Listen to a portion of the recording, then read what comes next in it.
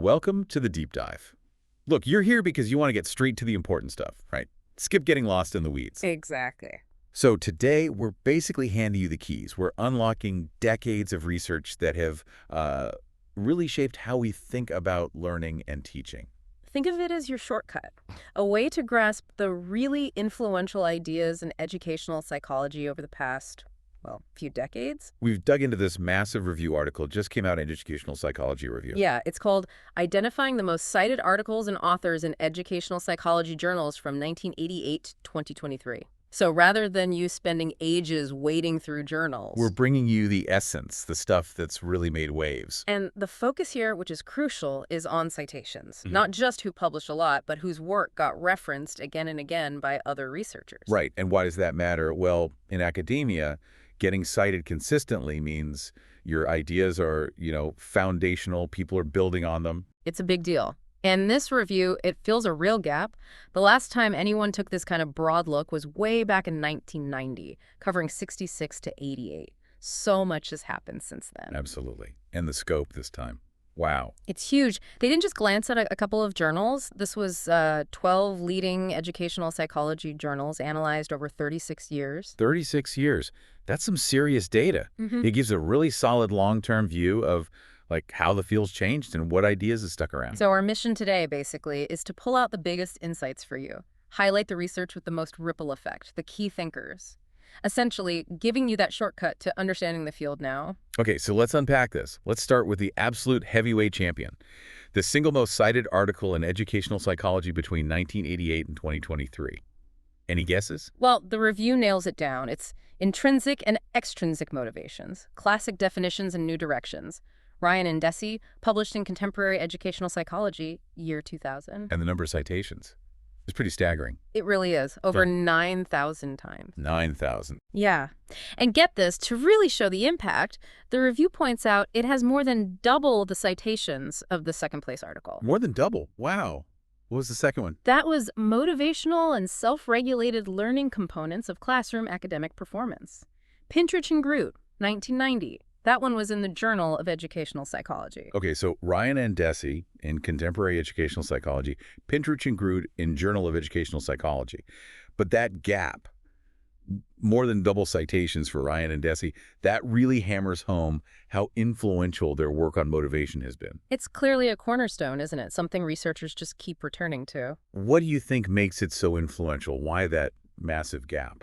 Is it just like they nailed the definitions or something more? That's a great question. I think it probably taps into that fundamental question educators and researchers always grapple with. Right. What actually drives learning? Yeah, the why. Exactly. And Ryan and Deci, they gave us this really nuanced way to think about different types of motivation, intrinsic versus extrinsic.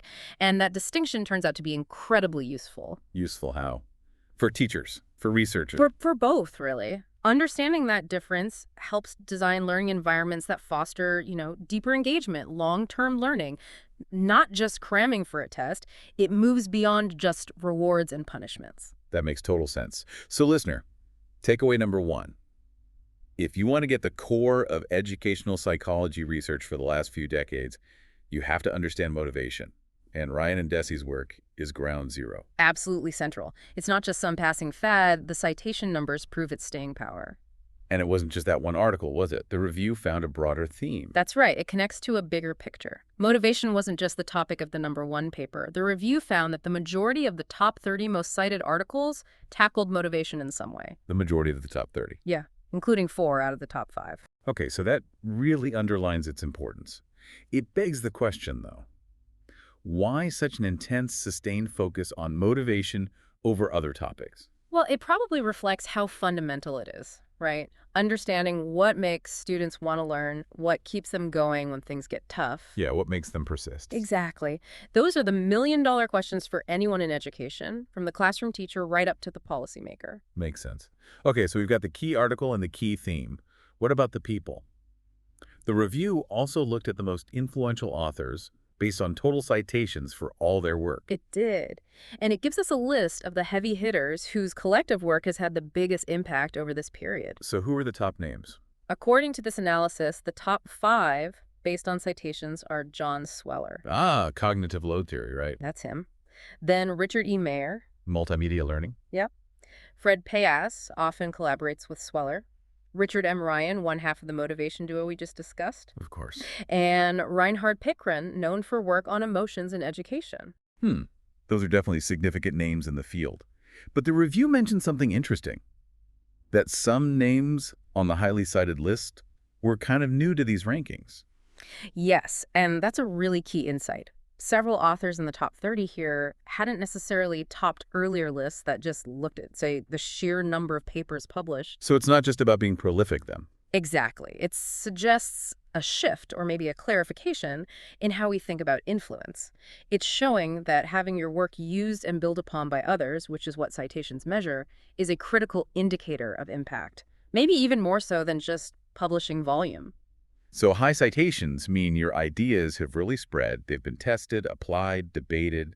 They're part of the ongoing conversation. Precisely. They're not just sitting on a shelf. They're actively shaping the field. Okay, so top article, top authors, the dominance of motivation. The review also used some other analytical tools, right? Keywords and clusters. Yeah, they dug a bit deeper with those. Think of the keyword analysis as mapping the hot topics. It identifies the recurring themes across all these highly cited articles. Giving us that bird's eye view of what researchers were focusing on. Right, and then the cluster analysis is kind of like mapping the social network of ideas. It shows which researchers tend to cite similar bodies of work, revealing these intellectual neighborhoods. So who's working on similar problems? Who's influencing whom within those topic areas? Exactly, and the review suggests that these collaborations, these clusters of researchers working on related topics, might actually help explain why some authors are so productive and highly cited. Because they're building on each other's work, creating momentum within a specific area. Potentially, yes. Research often thrives in those kinds of connected communities, that shared inquiry. It's not always a solitary pursuit. That makes a lot of sense. Now, the review authors themselves really stress the value of doing this kind of citation analysis. Why is looking at citations so important compared to just, say, counting papers?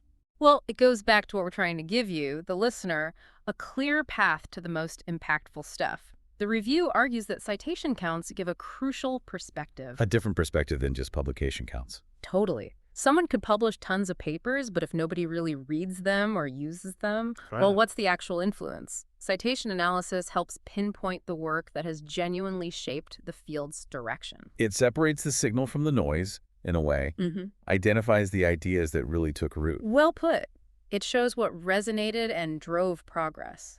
Now, you mentioned earlier this isn't the first ever attempt to map influence in educational psychology. There was that older study. Yes, context is important here. There was a 1990 study by Wahlberg, Educational Psychology, core journals, research fronts, and highly cited papers. That was a key piece of work. What period did that cover? It looked back from 1966 to 1988, so it gave us a snapshot of the influential work leading up to the period this new review covers. So this new one is essentially the sequel, the update. You could see it that way, yeah. But it's also a significant expansion. Wahlberg's review covered a shorter time span, and it wasn't explicit about how many journals were included. Whereas this new one was very specific. Very. 12 key journals clearly defined over 36 years. The authors also contrast this with other, more recent reviews that often looked at productivity over much shorter periods, like 6 years or smaller sets of journals, maybe just 5. They mentioned some names there. They did, yeah. They cited examples like Fong et al. From 2022, Greenbaum from 2016, Shi from 2004, Jones from 2010, and even earlier ones by Smith and colleagues. Those often focused more on publication counts in shorter windows. So this latest review gives us a much, much broader and arguably deeper look at long-term impact through citations. Definitely. It moves beyond short-term productivity snapshots to identify the truly foundational work that's still relevant today. It gives that long view. Okay, let's try and bring it all together then. For someone listening, wanting that efficient understanding, what are the absolute must-remember points from this deep dive? Well, number one, I'd say, is the huge shadow cast by Ryan and Dacey's 2000 paper on motivation. That citation count is just undeniable proof of its influence. Right, motivation is key. And that's point two. Motivation as a theme is absolutely central to the field, dominating the most cited articles over these decades. Got it. Then the authors. We identify those top five: Sweller, Mayer, Pavez, Ryan, Pikrun, whose body of work has had enormous reach. And remember the point: the citation impact reveals influential figures may be missed by just counting publications. Okay. And the analysis techniques. The keyword and cluster analyses confirmed the focus on certain topics, like motivation, and showed how researchers connect and collaborate, which likely boosts impact. So ultimately, by digging into this review, we've given our listeners a real head start, a solid grasp of the landmark research in educational psychology from 88 to 23, minus the years of library time. Exactly. Which leads to maybe a final thought for you, the listener, to chew on. How does this clear focus on motivation research and the specific influential authors we talked about, how does that connect with what you're interested in? Or what you do professionally, whether it's in education or something related? What questions does this raise for you? Yeah. What does this overview make you wonder about where educational psychology is heading next, and how its findings get translated, or maybe should get translated, into practice? Something to ponder.